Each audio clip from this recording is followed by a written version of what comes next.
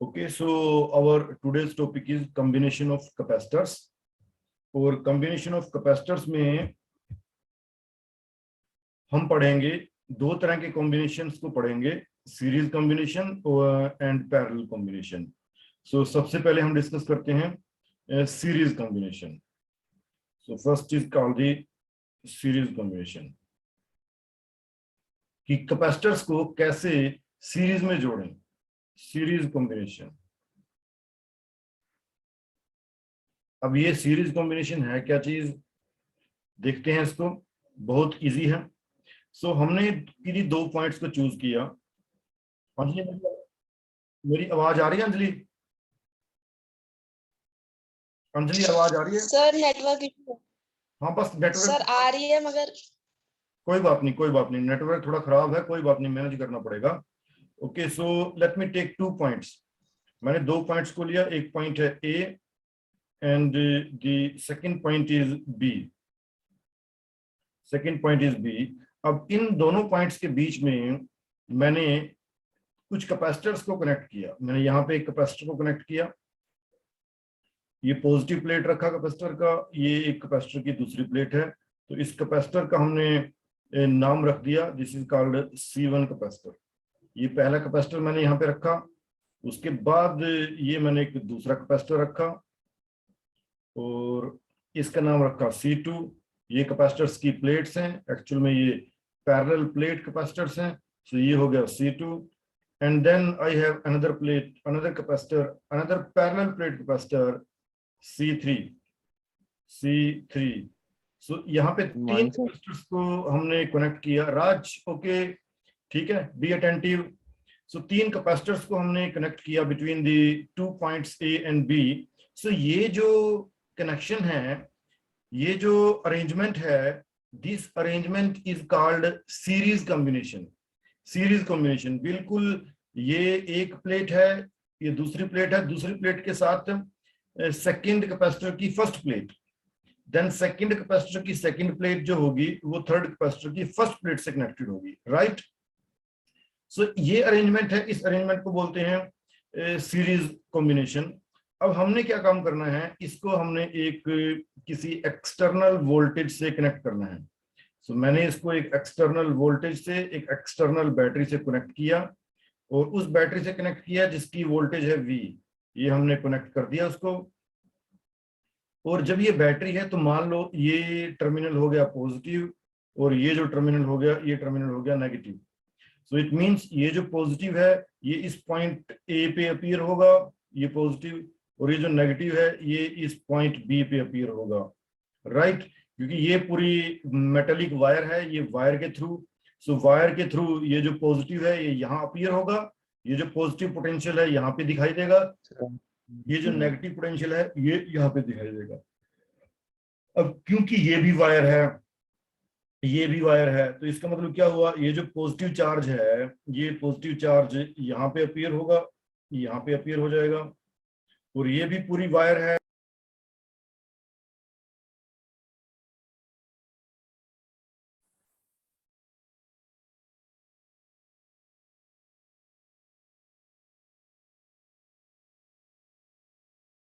ये डिस्कनेक्ट हो गया बच्चों, दोबारा करना पड़ेगा हमें. नेटवर्क का बड़ा इशू है आज. Yes sir. नेटवर्क का उधर भी इशू है क्या, नेटवर्क का आप लोगों की तरफ? Raj, yes sir. अच्छा, सेम इशू है Yes, जैसे मेरे पास. Right right right. ओके, चलो फिर भी देखते हैं. सो दोबारा करता हूं मैं. We are doing series combination. Series combination. So series combination में हमने 2 पॉइंट्स को चूज किया. ये 2 पॉइंट्स को हमने चूज किया, point A and point B. और इन दोनों पॉइंट्स के बीच हमने ये पैरेलल प्लेट कैपेसिटर्स को कनेक्ट किया. और ये है कैपेसिटर C1, ये है कैपेसिटर C2, ये है कैपेसिटर C3. और अब इनको हमने कनेक्ट किया किसी एक्सटर्नल वोल्टेज सोर्स के साथ, एक्सटर्नल बैटरी के साथ. सो दिस इज पॉजिटिव, यहाँ पे भी ये पॉजिटिव अपीयर हो जाएगा, यहाँ पे नेगेटिव पोटेंशियल आ जाएगा। सो ये यहाँ पे दोबारा फिर पॉजिटिव, ये नेगेटिव। ओके, सो ये प्लेट पॉजिटिव है, बाय इंडक्शन ये नेगेटिव होगी, ये प्लेट पॉजिटिव होगी, सो ये नेगेटिव होगी, ये प्लेट पॉजिटिव होगी, सो ये नेगेटिव होगी। So in this way the capacitors they get charged, so the capacitors they get charge. ये जो सेकंड प्लेट होगी हर कैपेसिटर की, वो बाय इंडक्शन से चार्ज होगी, ये बाय इंडक्शन से चार्ज होगी, बट जो फर्स्ट प्लेट है वो बाय कंडक्शन से चार्ज होगी, ये बाय कंडक्शन से होगी। So first plate of every capacitor get charged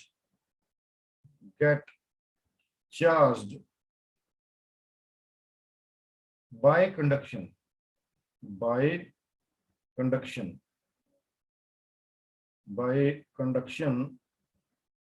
but second plate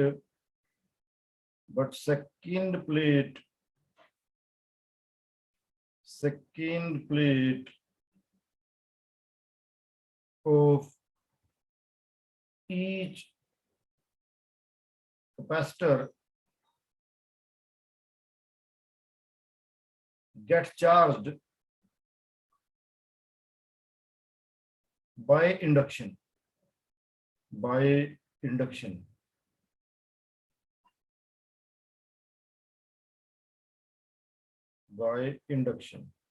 तो बिल्कुल इजी है।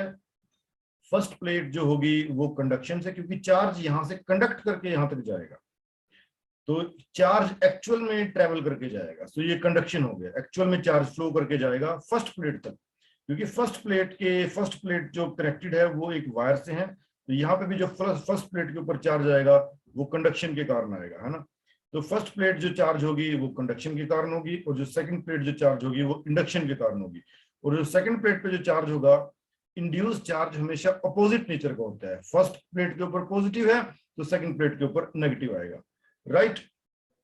सो अब this arrangement is called a series combination with capacitor C1, C2, C3, और ये पोलैरिटी कैपेसिटर प्लेट्स की हमने यहाँ पे शो कर रखी है। अब ये जो वोल्टेज V है, ये वोल्टेज V इन तीनों कैपेसिटर्स के अक्रॉस ड्रॉप होगी, क्योंकि तीनों कैपेसिटर्स की कैपेसिटी अलग अलग है, तो तीनों के अक्रॉस अलग अलग वोल्टेज ड्रॉप होगी। So we know the formula Q is equal to C into V, so V is equal to Q upon C। So ये जो वोल्टेज है इस फार्मूले के अकॉर्डिंगली तीनों कैपेसिटर्स के अक्रॉस ड्रॉप होगी, क्योंकि तीनों कैपेसिटर्स की कैपेसिटी अलग अलग है, तो इसलिए तीनों कैपेसिटर्स के अक्रॉस वोल्टेज अलग अलग होगी। So this circuit is called a voltage divider circuit. इस कैपेसिटर के अक्रॉस वोल्टेज होगी V1, इस कैपेसिटर के अक्रॉस वोल्टेज होगी V2, इस कैपेसिटर के अक्रॉस वोल्टेज होगी V3। So this is a voltage divider circuit, क्योंकि इसने वोल्टेज को डिवाइड किया है, this is a voltage divider circuit, इसने वोल्टेज को 3 पार्ट्स में डिवाइड किया है। सो अब हमें कैलकुलेट करना है कि ये V1 कितना होगा, V2 कितना होगा और V3 कितना होगा।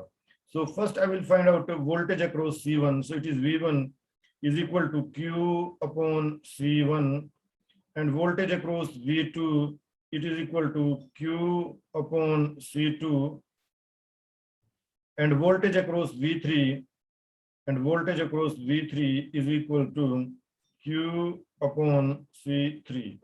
सो ये तीनों वोल्टेज तीनों अलग अलग कैपेसिटर्स के अक्रॉस हमें अपीयर मिलेंगी। Now total voltage V that will be the sum of V1 plus V2 plus V3। Total voltage V मतलब ये वाली वोल्टेज, ये जो टोटल वोल्टेज है ये कितनी होगी, यही वोल्टेज डिवाइड हुई थी V1, V2, V3 में, अब ये टोटल वोल्टेज हमें निकालनी है। So V is equal to V1 की वैल्यू प्लेस करेंगे Q upon C1 plus Q upon C2 plus Q upon C3। Now Q तीनों में कॉमन है, सो Q को हम बाहर निकालते हैं।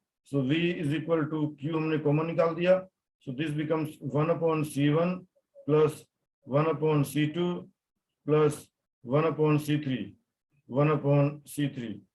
सो अब Q को V के साथ डिवाइड करेंगे, so V/Q is equal to 1/C1 plus 1/C2 plus 1/C3। अब यहाँ पे जो V/Q है, V/Q, so from this formula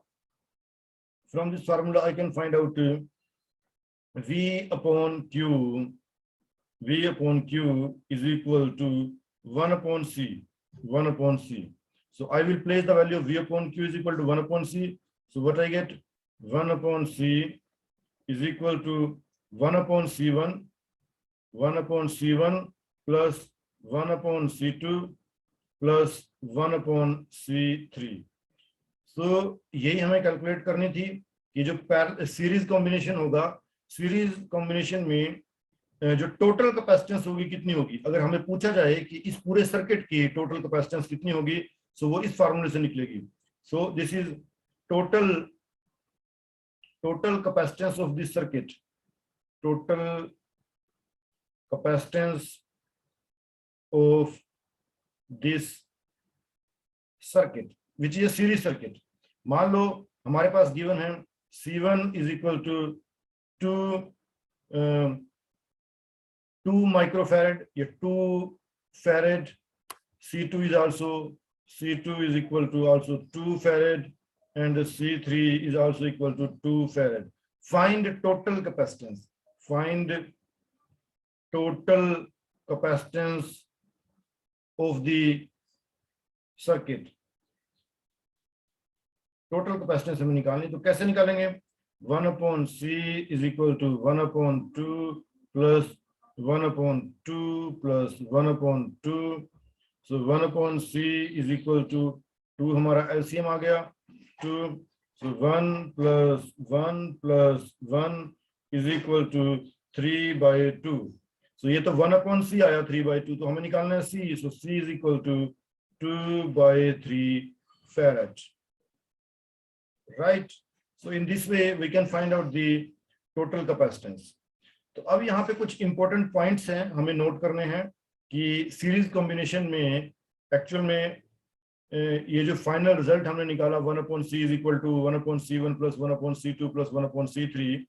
so इससे हमें क्या सीखने को मिला, इससे हमें ये पता चला कि जो फाइनल कैपेसिटेंस है 1/C, जो फाइनल कैपेसिटेंस है, final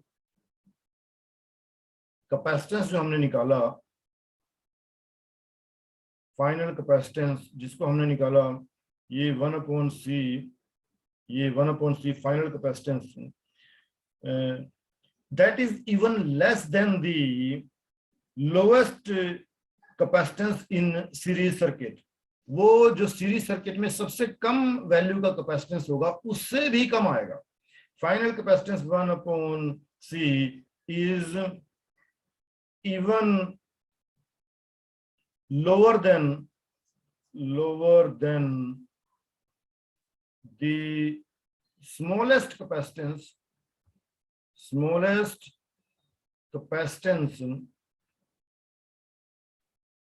present in the circuit, हमारे सर्किट में जो सबसे छोटा कैपेसिटेंस होगा उससे भी कम हमारे कैपेसिटेंस की वैल्यू आएगी। अब देखते हैं, हमने एक एग्जांपल किया, तो इसमें जो सबसे छोटा कैपेसिटेंस है वो 2 फैरेड का है। तो अब देखो हमारा जो फाइनल कैपेसिटेंस आया है वो तो 2 से भी छोटा आया है, 2/3 आया है। सो ऐसा ही होगा सीरीज कॉम्बिनेशन के अंदर, जो फाइनल कैपेसिटेंस आएगा, जो टोटल कैपेसिटेंस आएगा, वो हमारे सर्किट के सबसे छोटे कैपेसिटेंस से भी छोटा आएगा। तो ये एक मेन पॉइंट है सीरीज कॉम्बिनेशन के लिए। और दूसरी चीज ये है कि सीरीज कॉम्बिनेशन के अंदर जो चार्ज होगा हर एक कैपेसिटर के ऊपर वो सेम होगा। इसके ऊपर भी चार्ज कितना है Q, इसके ऊपर भी चार्ज कितना है Q, इसके ऊपर भी चार्ज कितना है Q, इसके ऊपर भी चार्ज कितना है Q। सबके ऊपर चार्ज सेम होगा बट सबके ऊपर वोल्टेज अलग अलग होगी। तो यहाँ पे हमने देखो सबके ऊपर चार्ज निकाला था, सबके ऊपर चार्ज कितना था, क्यू चार्ज था, यहाँ पे हमने ऑलरेडी निकाला है। सबके ऊपर चार्ज कितना था, सबके ऊपर ये चार्ज था क्यू। यहाँ देखो इसके ऊपर भी चार्ज कितना था क्यू, यहाँ चार्ज कितना था, तो तभी तो हमने ये चार्ज को कॉमन निकाला था। तो ये क्यू चार्ज को हमने यहाँ पे कॉमन निकाला था। तो चार्ज सबके ऊपर कॉमन है, चार्ज सबके ऊपर सेम है, बट सबके ऊपर वोल्टेज अलग अलग है, क्योंकि सबकी कैपेसिटी अलग अलग है, सबकी कैपेसिटी। तो ये जो कैपेसिटर है अलग अलग कैपेसिटी की हमने कैपेसिटर को चूज किया है यहाँ पे between the points A and B. So this is all about the series combination. और इसमें जो इंपॉर्टेंट पॉइंट था वो हमने ऑलरेडी डिस्कस किया कि जो सीरीज कॉम्बिनेशन में जो वोल्टेज है वो डिवाइड होती है। सो जो सीरीज नेटवर्क है वो चाहे कैपेसिटेंस का हो, वो चाहे रेजिस्टेंस का हो, तो जो सीरीज नेटवर्क है, सीरीज सर्किट है, that is always a voltage divider circuit. वो हमेशा एक वोल्टेज डिवाइडर सर्किट की तरह काम करता है, क्योंकि वो वोल्टेज को डिवाइड करता है। जितने इक्विपमेंट हम यहाँ पे यूज करेंगे, जितने कैपेसिटर यूज करेंगे यहाँ पे, उतने ही पार्ट्स में वोल्टेज का डिवीजन होगा। अगर हम सिर्फ यहाँ पे 2 कैपेसिटर यूज करते तो वोल्टेज को 2 पार्ट्स में डिवाइड होना था। यहाँ पे क्योंकि हमने 3 कैपेसिटर यूज किए तो वोल्टेज को 3 पार्ट्स में डिवाइड होना है। और जैसे ही अगर 4 कैपेसिटर यूज करेंगे तो वोल्टेज को 4 पार्ट्स में डिवाइड होना है। सो डिपेंड करता है कितने कैपेसिटर हमारे सर्किट में है, उसी से डिसाइड होगा कि वोल्टेज कितने पार्ट्स में डिवाइड होगी। सो this is all about the series combination. अब हम चलते हैं पैरेलल कॉम्बिनेशन के ऊपर।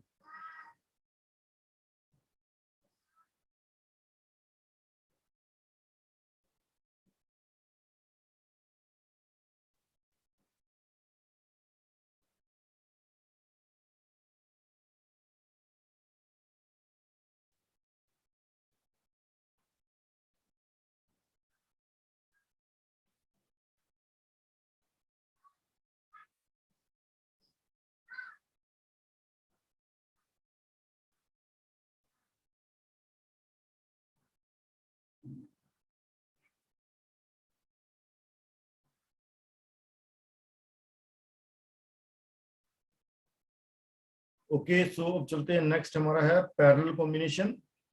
ये भी बहुत इजी है। तो पैरेलल कॉम्बिनेशन, पैरेलल कॉम्बिनेशन, सो इसमें भी हम 2 पॉइंट्स को चूज करते हैं और उन 2 पॉइंट्स के अक्रॉस, ये पॉइंट हमने लिया ए और ये पॉइंट हमने लिया बी, और इन 2 पॉइंट्स के अक्रॉस अब हमें कैपेसिटर्स को लगाना है। तो ये हमने एक कैपेसिटर को लगाया और एक कैपेसिटर को हमने ये लगाया यहाँ पे, और एक कैपेसिटर को हमने ये लगाया यहाँ पे। सो 3 कैपेसिटर हो गए C1, ये हो गया C2, ये हो गया C3। अब इन कैपेसिटर्स को हमने किसी वोल्टेज सोर्स से कनेक्ट करना है। सो ये हमने एक वोल्टेज सोर्स लेना है, एक बैटरी हमने ली और बैटरी के साथ इसको हमने कनेक्ट कर दिया। सो ये हमारी बैटरी हो गई। बैटरी के साथ, ये डीसी बैटरी है, डीसी बैटरी के साथ इसको कनेक्ट करेंगे। सो ये हमने इसको कनेक्ट किया। This is positive side, this is negative side. So क्योंकि ये वायर है तो यहाँ पे अपीयर होगा पॉजिटिव पोटेंशियल और यहाँ पे अपीयर होगा नेगेटिव पोटेंशियल, राइट। सो अब यहाँ पे क्या होगा कि ये वोल्टेज है V, तो यहां से अब जो चार्ज है वो 3 पार्ट्स में जाएगा। इधर चार्ज फ्लो करेगा Q1, इधर चार्ज फ्लो करेगा Q2, इधर चार्ज फ्लो करेगा Q3। तो C1 पे आ गया Q1, C2 पे आ गया Q2, C3 पे आ गया Q3। सो 3 चार्जेस यहाँ पे आ गए। तो यहाँ पे क्या होगा, ये क्योंकि पॉजिटिव से कनेक्टेड है, सो ये first plate of every capacitor that will become positive. So ये भी पॉजिटिव, ये भी पॉजिटिव और ये भी पॉजिटिव। ये क्योंकि नेगेटिव से कनेक्टेड है, सो जो सेकंड प्लेट है वो बन जाएगी नेगेटिव नेगेटिव नेगेटिव। सो अब यहाँ पे क्योंकि चार्ज अलग अलग है तो ये एक वोल्टेज डिवाइडर सर्किट तो नहीं बना, यहाँ पे चार्ज अलग अलग है। सो एक्चुअल में चार्ज अलग अलग है, तो हम बोल सकते हैं I is equal to Q upon T, तो ये करंट के लिए हम इक्वेशन लिखते हैं, so Q is equal to I into T.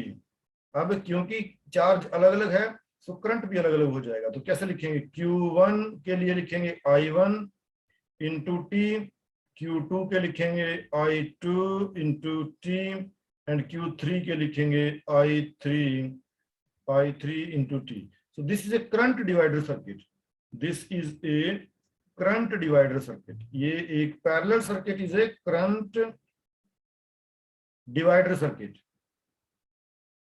Current divider circuit. इसमें करंट डिवाइडर सर्किट, तो पैरेलल जो सर्किट है वो करंट डिवाइडर सर्किट होते हैं, और जो सीरीज सर्किट होते हैं वो वोल्टेज डिवाइडर सर्किट होते हैं।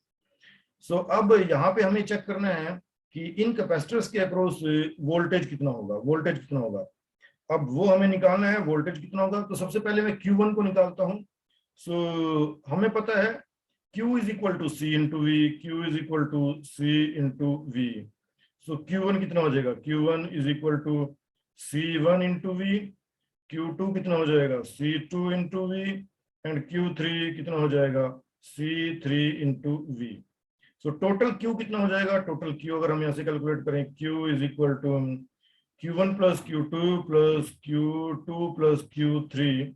सो वैल्यू प्लेस करते हैं, Q is equal to C1V plus C2V, just a minute.